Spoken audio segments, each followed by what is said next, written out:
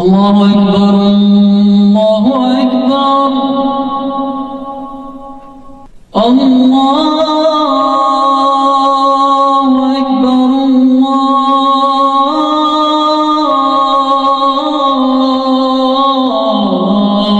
আল্লাহু আকবার। জলে স্থলে যত বিপর্যয়, অরাজকতা, সমস্যা, এগুলো মানুষের হাতের কামাই। বলি নাউজুবিল্লাহ। আমরা যা করব তাই পাবো। আমরা যা করব তাই। মাদক খাচ্ছেন আপনি, আপনাকে ফল ভোগ করতে হবে। সুদ খাচ্ছেন আপনি, আপনাকেই ফল ভোগ করতে হবে। এই বেহার মতো মেয়েরা চলছে, ওকেই দেখবেন ফল ভোগ করতে হবে। মেয়ের সাথে হারাম সম্পর্ক করছেন, আপনাকে ফল ভোগ করতে হবে। যে যে পাপ করবে তাকে তার ফল ভোগ করতেই হবে। আল্লাহ পাক এই সময়ের কসম করে বলছেন, হে মানুষ শুনো, ইন্নাল ইনসানা লাফি খুসর, সমস্ত মানুষই ক্ষতির মধ্যে আছে। বলেন নাউজুবিল্লাহ। এখানে আল্লাহ পাক একদম আমভাবে সবাইকে বলছেন, সবাই ক্ষতির মধ্যে আছে।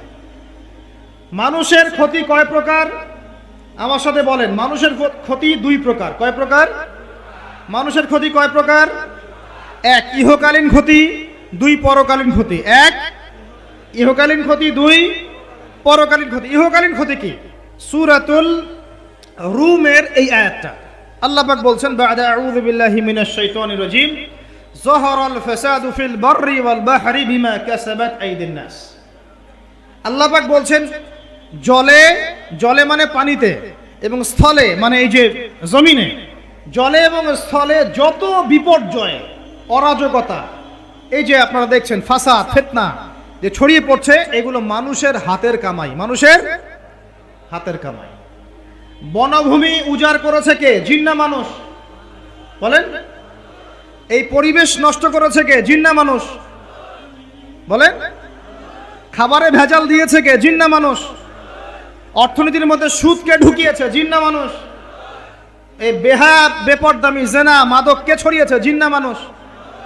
নামাজ কালাম ছেড়ে দিয়ে পাবজি, ফ্রি ফায়ার নিয়ে কে পড়ে আছে? জিন না মানুষ? বলেন। জিন না মানুষ? আল্লাহর বিধান বাদ দিয়ে শয়তানের বিধান চালু করেছে কে? জিন না মানুষ? যাহারাল ফাসাদু ফিল বাররি ওয়াল বাহরি বিমা কাসাবাত আইদিন নাস। জলে স্থলে যত বিপর্যয়, অরাজকতা, সমস্যা, এগুলো মানুষের হাতের কামাই। বলি নাউজুবিল্লাহ। আমরা যা করব তাই পাবো। আমরা যা করব তাই। মাদক খাচ্ছেন আপনি, আপনাকে ফল ভোগ করতে হবে। সুদ খাচ্ছেন আপনি, আপনাকেই ফল ভোগ করতে হবে। এই বেহার মতো মেয়েরা চলছে, ওকেই দেখবেন ফল ভোগ করতে হবে। মেয়ের সাথে হারাম সম্পর্ক করছেন, আপনাকে ফল ভোগ করতে হবে। যে যে পাপ করবে তাকে তার ফল ভোগ করতেই হবে। আল্লাহ পাক আমাদেরকে হেফাজত করেন, মাফ করেন, আমিন। তাহলে মানুষের একটা ক্ষতি পেলাম, ইহকালীন ক্ষতি। কি ক্ষতি ভাই? আর দুই নাম্বার হচ্ছে পরকালীন ক্ষতি। পরকালীন ক্ষতি কেমন? এবার বোঝেন। এই যে আমরা নিশ্চিন্তে ঘুমাই, সারা জীবন 30, 40, 50 বছর নিশ্চিন্তে কাটাচ্ছি, কোনো ফিকির নাই, নিজের পরিবারের, সমাজের, রাষ্ট্রের, উম্মার কোনো ফিকির নাই, অথচ এই মানুষের সামনে অপেক্ষা করছে মৃত্যু। জি, আজকে থেকে 100 বছর পরে আমাদের মধ্যে কেউ থাকবে না পৃথিবীতে, এটাই সত্য। তারপরে আছে কবরের সওয়াল জবাব, তারপরে মিজান, এই পুলসিরাত, পুনরুত্থান, জান্নাত, জাহান্নাম, এগুলো আমাদের সামনে অপেক্ষা করছে। আর সেই মানুষ নিশ্চিন্তে বসে বসে মেয়ের সাথে টাঙ্কি মারে। সেই মানুষ বাইক নিয়ে একটা মেয়েকে নিয়ে ঘুরছে। সেই মেয়ে একটা ছেলের সাথে চটপটি ফুচকা খায়। সেই লোক আল্লাহর বিধানকে সরাই দিয়ে শয়তানের বিধান চালু করা শুরু করলো। সেই ব্যক্তি সুদ খাচ্ছে। সেই ব্যক্তি ট্রান্সজেন্ডার এই মতামত প্রমোট করতেছে। হ্যাঁ, সেই ব্যক্তি শিক্ষার মধ্যে ইসলাম বিদ্বেষী বিষয় ঢুকাই দিল। অথচ এই মানুষের সামনে পরকাল অপেক্ষা করছে। একদম টেনে হিস্ট্রি আল্লাহ পাক সামনে নিয়ে দাঁড় করাবেন, দাঁড় করে জিজ্ঞাসা করবেন। তাহলে আমরা কত অপদার্থ, কত বোকা, আমরা কি বুঝতে পারছি ভাই? একটু বুঝতে পারছেন কি? আল্লাহ পাক সূরা আহজাবে এটাও কিন্তু বলেছেন যে ইন্নাল ইনসানা যালুমান জাহুলা। এর আগে আল্লাহ বলছেন, ওয়ালাকাদ আরাদনাল আমানাতা আলাস সামাওয়াতি ওয়াল আরদি ওয়াল জিবাল, ওয়ালাকাদ আরাদনাল আমানাতা আলাস সামাওয়াতি ওয়াল আরদি ওয়াল জিবাল ফাআবাইনা আন ইয়াহমিলনাহা ওয়া আশফাকনা মিনহা ফাহামালাহা আল ইনসান। সুবহানাল্লাহ। আল্লাহুম্মা লা ইলমা লানা ইল্লা মা আল্লামতানা ইন্নাকা আনতাল আলিমুল হাকীম। আলহামদুলিল্লাহ। আয়াতের অর্থ শুনেন।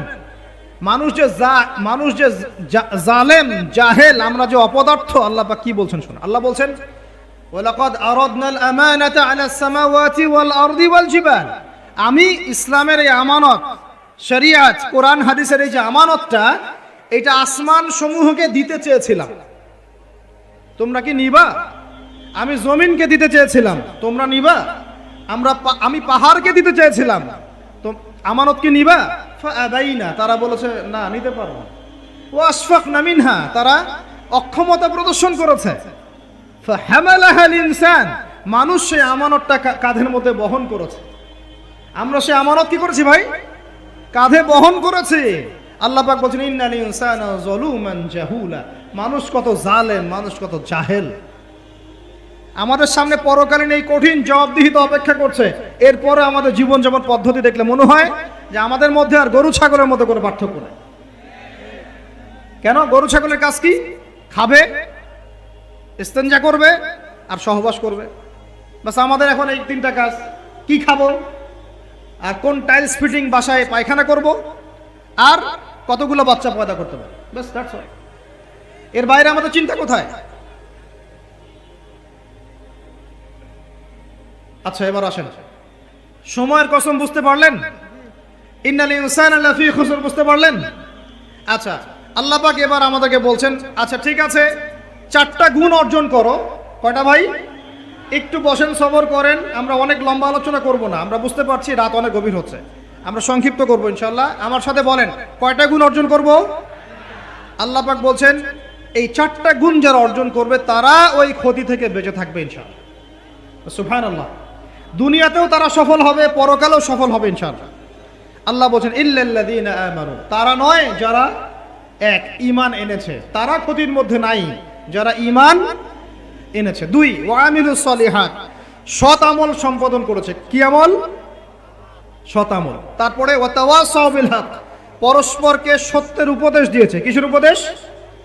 সত্যের। 4 ওয়া তাওয়াসাউ বিস সবর, এবং পরস্পরকে ধৈর্যের উপদেশ দিয়েছে। কয়টা বললাম বলেন তো ভাই? আমার সাথে বলেন। 1 নাম্বার কি?